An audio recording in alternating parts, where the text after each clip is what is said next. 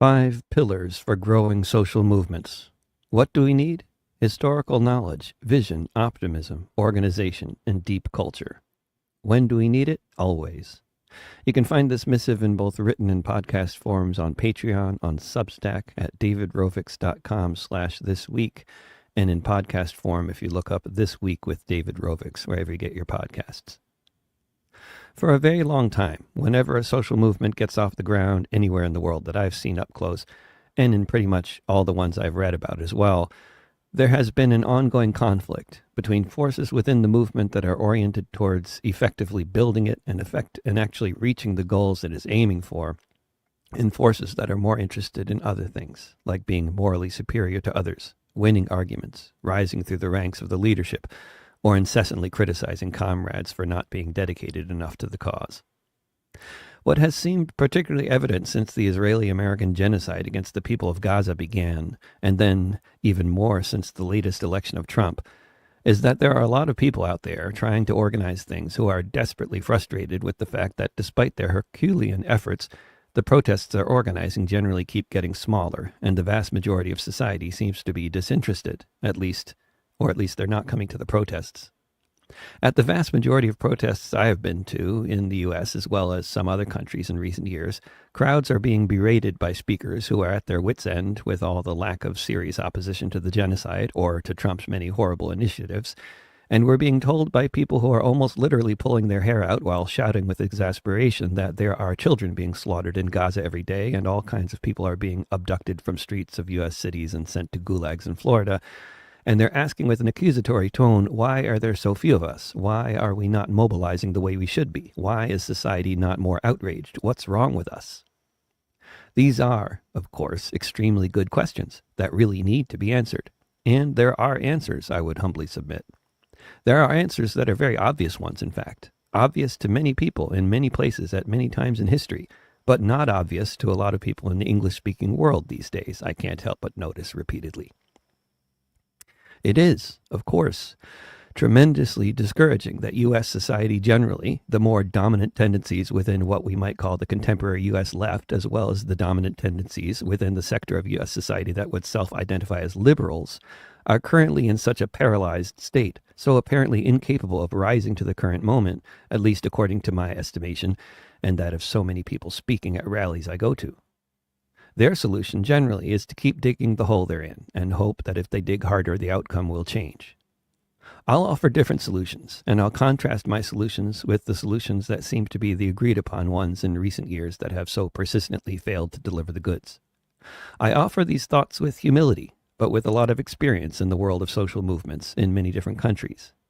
I offer these thoughts not to demonstrate my superior knowledge of anything, nor because I take pleasure in criticizing dominant trends in society and on the left, nor because I enjoy being called all kinds of wild names as a result of sharing my thoughts publicly.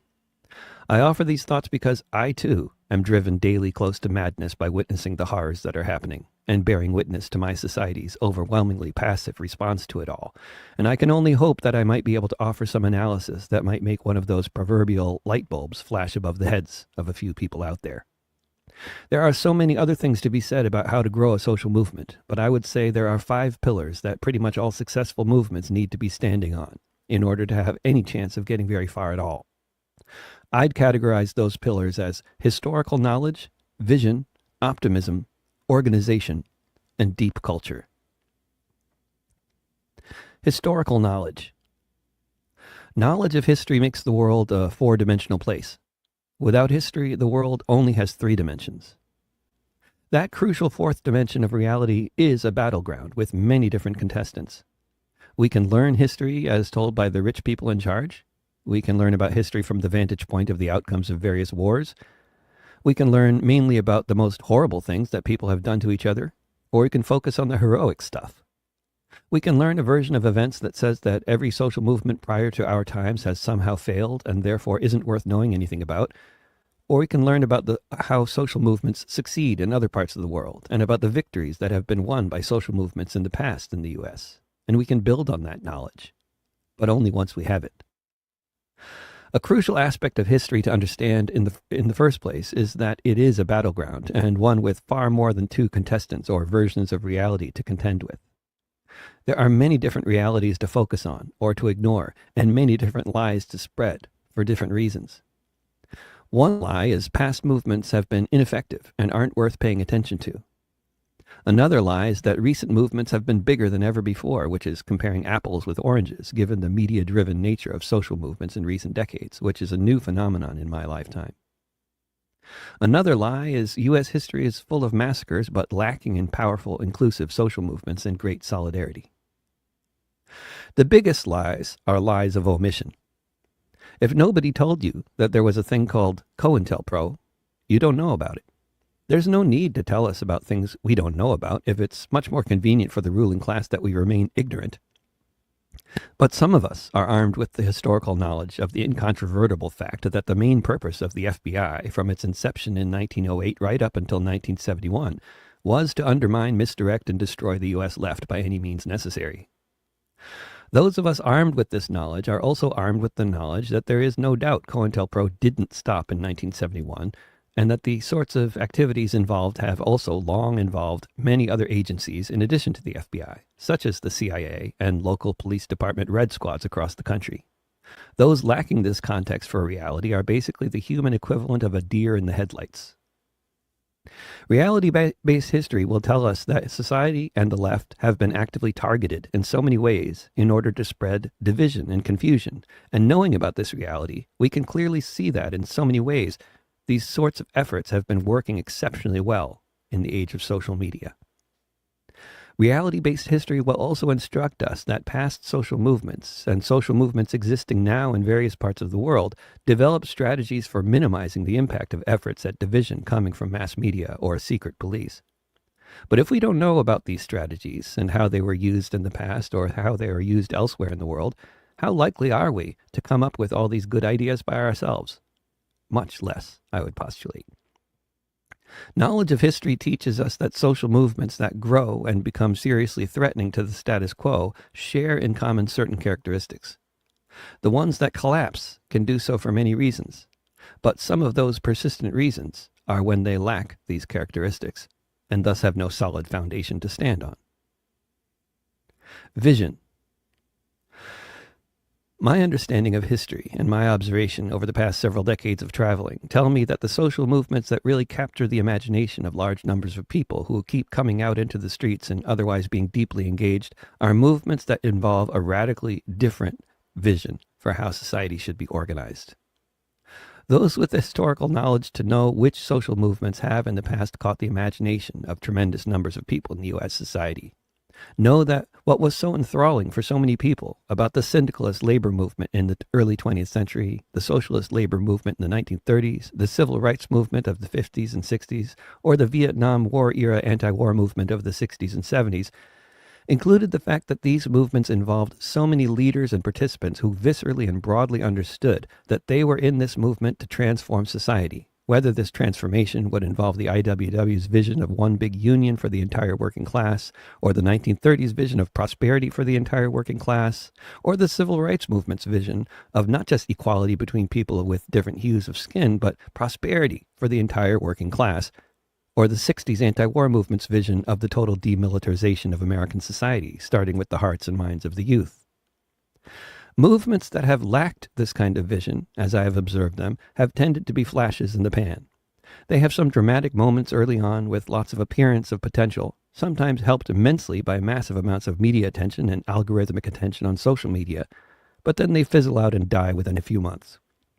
There are lots of different reasons for this, of course, but one consistent one is these movements are mostly oppositional in nature, seeking better treatment or conditions for a certain category of people, but without tying this goal to the broader goal of the transformation of society as a whole. Oftentimes, the messaging of these short-lived movements that involve any kind of vision call for other categories of people in U.S. society to make sacrifices in order to provide for the betterment of another category of people. Those people who are supposed to make sacrifices for the betterment of others never seem to be the top 1% of society, the abundantly obvious category that needs to make sacrifices, given that they literally own half of the wealth of the nation. But other people, defined by things like race and gender, which statistically makes no sense in terms of the 1% owning half the country and is akin to fighting over crumbs. It's a very convenient form of logic if you're a rich liberal. It manages to hold all white people responsible for fixing racism in U.S. society while leaving the ruling class off the hook.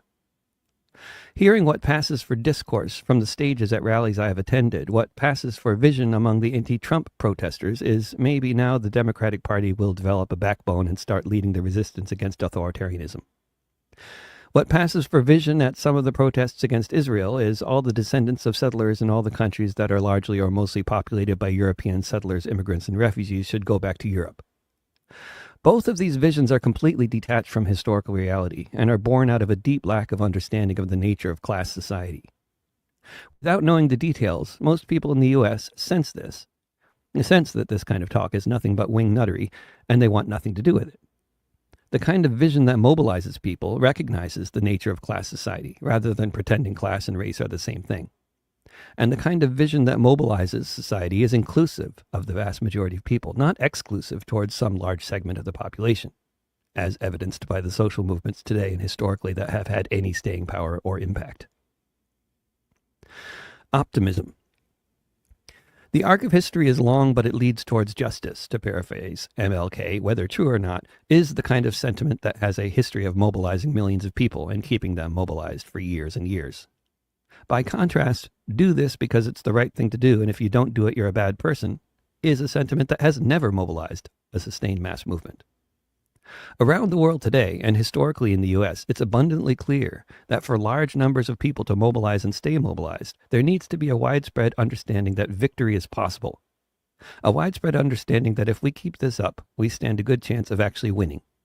Whether it's a movement to bring back the subsidy for bread somewhere, or a movement to demilitarize the hearts and minds of a society, or a movement for universal suffrage or universal prosperity or whatever else, one of those key points at which a movement really catches on in a society is when a whole lot of people start to believe that this might actually work if we try hard enough and if there are enough of us. This kind of optimism contrasts completely with the attitude of so many recent and current groups in the U.S. protesting inequality or empire or support for fascist regimes such as Israel.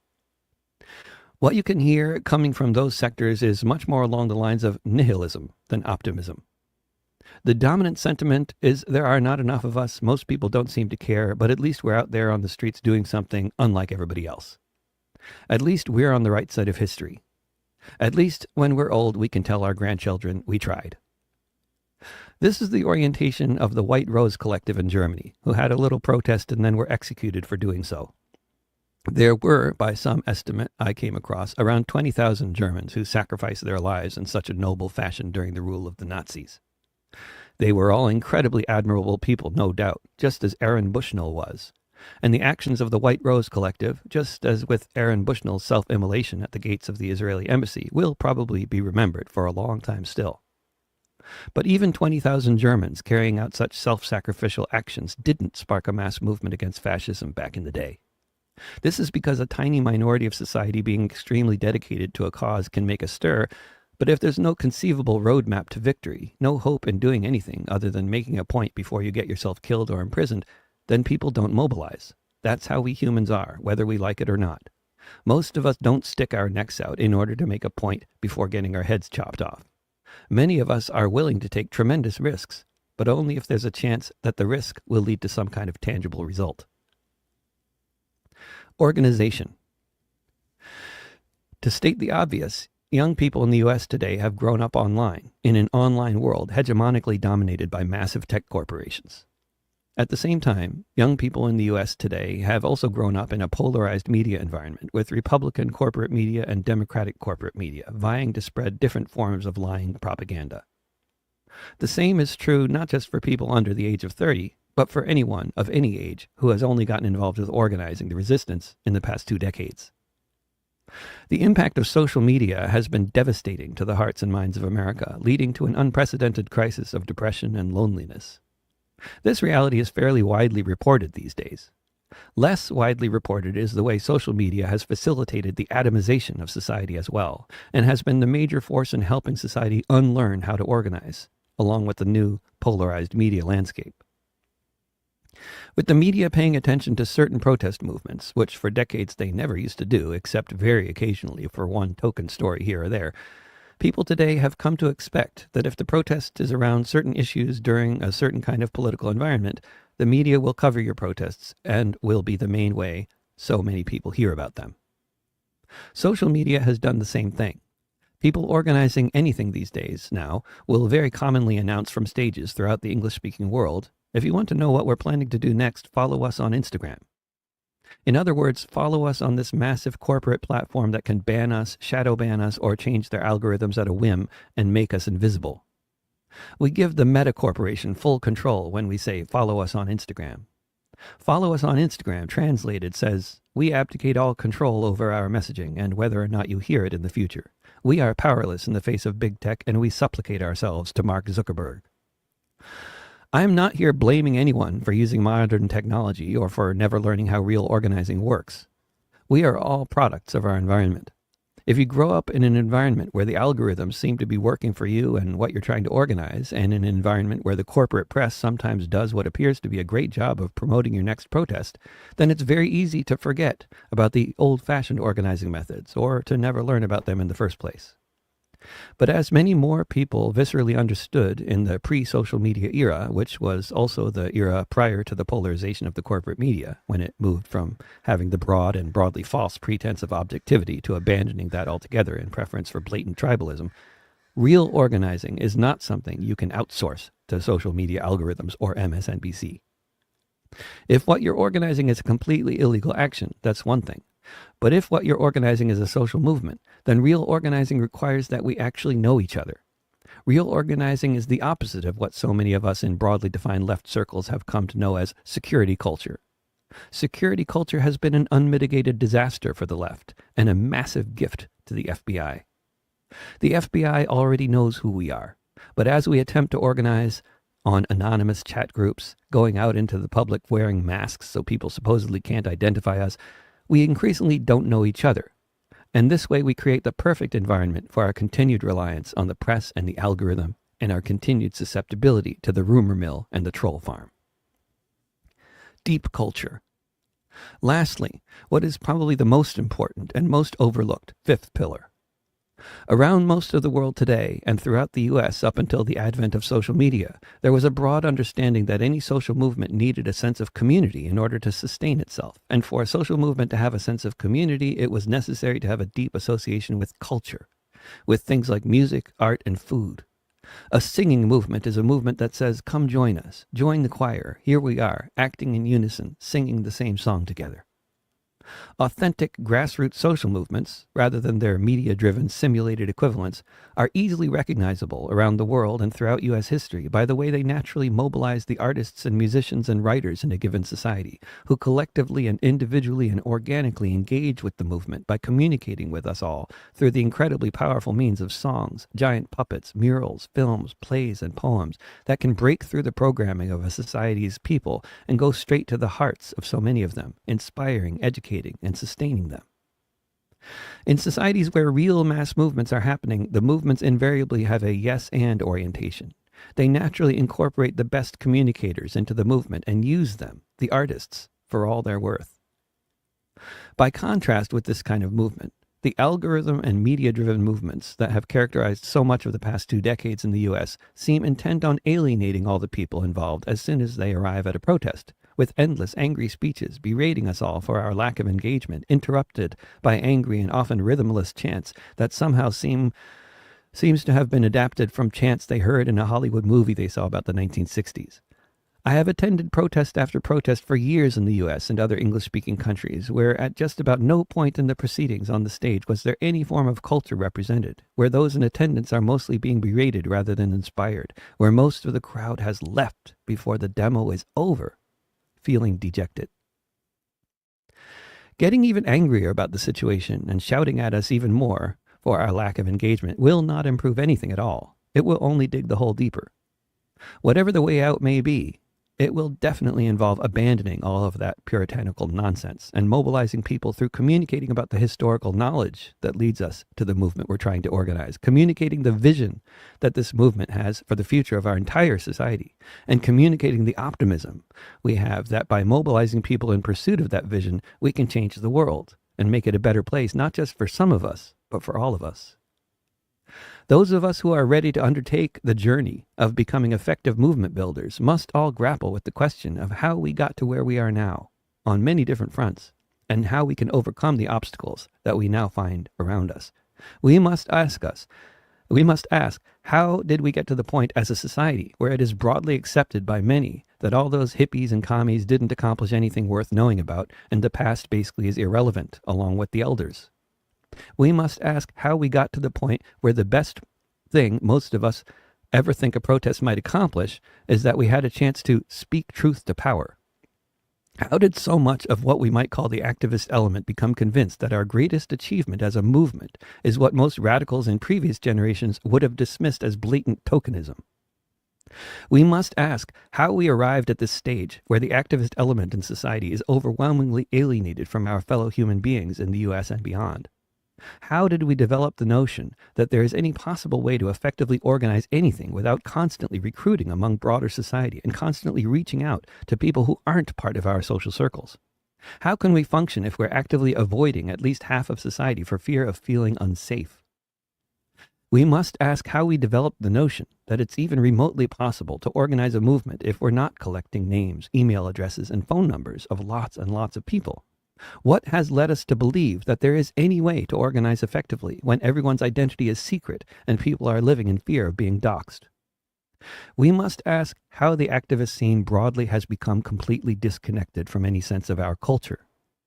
We lambast cultural appropriation and seem to have become paralyzed, perhaps unable to live with the subtleties inherent in the reality that art and music are inherently always cross-pollinating and will continue to do so, regardless of how racist or not racist society or the music industry is. How did we possibly get to the point where, for one reason or another, we almost never have live music at protests? How did a whole series of majority white social movements in a majority white society develop the idea in so many cases that the best way to use culture is to avoid it completely if it means having a white musician on a stage? How is it possible for a social movement to shoot itself in the foot repeatedly so many times? I don't think we'll find good answers to all of these questions in any one place. But what can be easily observed over my lifetime is that each of the 5 pillars I describe have been actively undermined by provocateurs, social media algorithms, corporate media coverage, and liberal politicians. All elements actively and constantly fulfilling one of their most important roles, which clearly is to undermine and atomize the coherence of society, and specifically the coherence of what we might still call the left. By my observation, the gift that big tech's rise to almost completely dominate our communications landscape has given to those seeking to do the divisive work of endeavors like COINTELPRO is beyond estimation. The impact on the culture of the left has been absolutely extraordinary and overwhelmingly destructive. I hate to end on such a downer of an observation, so I'll just add in closing that sometimes the darkest hour is just before the dawn.